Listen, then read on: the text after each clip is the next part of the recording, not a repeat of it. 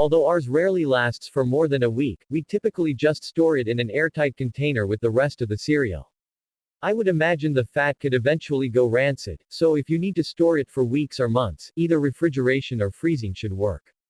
You'll still want the airtight container, however, to prevent any fridge funk from tainting the taste. It probably depends on what's in your granola. I make large batches of granola and store it in glass or plastic jars and it keeps for at least 2 months. We usually eat it faster than that, however. It's a pretty dry granola, but I've done this in both dry and humid climates and never had a problem. I have also read that granola can be frozen successfully.